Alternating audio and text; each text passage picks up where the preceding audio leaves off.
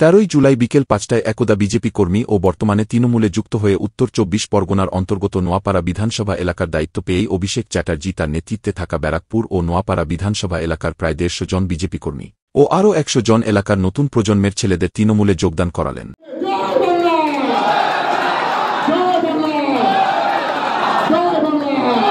এদিন বারাসাত রোডে অবস্থিত একটি অনুষ্ঠান বাড়িতে আয়োজন করা হয় এই যোগদান সভা, যেখানে ব্যারাকপুর কেন্দ্রের সাংসদ পার্থ ভৌমিক নিজে উপস্থিত থেকে বীজপুর বিধানসভার বিধায়ক সুবোধ অধিকারীর হাত দিয়ে এই 250 জন কর্মীর হাতে তৃণমূল দলের পতাকা তুলে দেন। এদিনের যোগদান সভায় হাজির প্রায় 1000 তৃণমূল কর্মীর উপস্থিতিতে ব্যারাকপুরের সাংসদ পার্থ ভৌমিক আগামী 21শে জুলাই নিয়ে সকলের উদ্দেশ্যে বলেন, অভিষেক আছে, সেই অ্যাপসে যদি আপনি কোনো সমস্যার কথা দেখলে আমরা সঙ্গে সঙ্গে তার বাড়িতে পৌঁছে যাচ্ছি। এই অঞ্চলে অভিষেক তাদের বাড়িতে যায়, কথাবার্তা বলে এবং আমরা সমস্যার সমাধান করার চেষ্টা করি। ইতিমধ্যে প্রায় 200 কমপ্লেনের মধ্যে 180টা কমপ্লেন আমরা পরিষ্কার করে দিতে পেরেছি। আর 20টা রাস্তাঘাট ব্রেক ওরিয়েন্টেড আছে, আমরা বলেছি এগুলো আমরা করে দেখছি কিভাবে রাস্তাগুলো করা যায়। অর্থাৎ যে কোনো সমস্যায় আপনারা আমাকে সশরীরে না পেলে আপনার বক্তব্য এসে জানাতে পারবেন।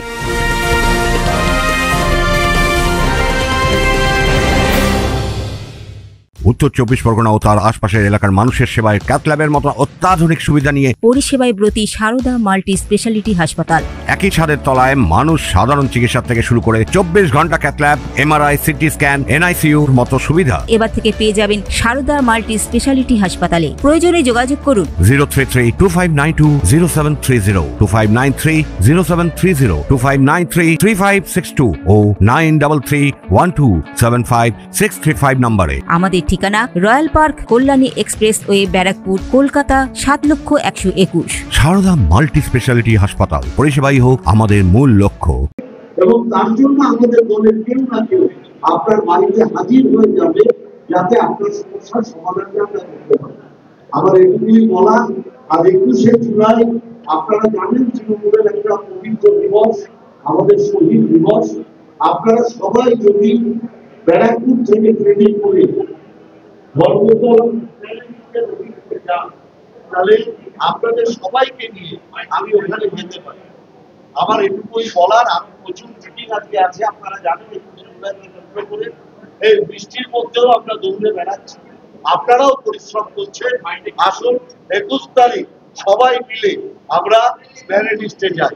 মমতা ব্যানার্জি জিন্দাবাদ, অভিষেক ব্যানার্জি জিন্দাবাদ।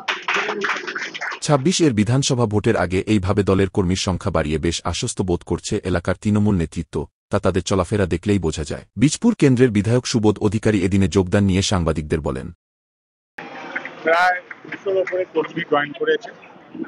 আর এখানে আমাদের সবাইকে আমার আন্তরিক অভিনন্দন রইল, স্বাগতম রইল। কারণ তৃণমূল কংগ্রেসের মাননীয় মুখ্যমন্ত্রী মমতা বন্দ্যোপাধ্যায় কোনো যদি সরকারি প্রকল্প যদি কারো বাড়িতে বা দুয়ারে পৌঁছানো বাকি থাকে, তাদের জয়েন করার মাধ্যমে তাদের পরিষেবা দিতে তাদের মাধ্যমে সুবিধা হবে।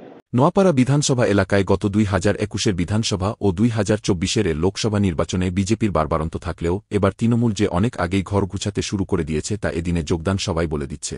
আর এর সম্পূর্ণ কৃতিত্ব যে অভিষেকের তা বলাই বাহুল্য। এদিন তার আয়োজিত এই যোগদান সভা নিয়ে বলতে গিয়ে অভিষেক চ্যাটার্জি সাংবাদিকদের বলেন, দেখো, প্রাইমারিলি ব্যারাকপুর আর নোয়াপাড়ায় যত আমাদের ইয়াং সংগঠন আছে তারা জয়েন করেছে।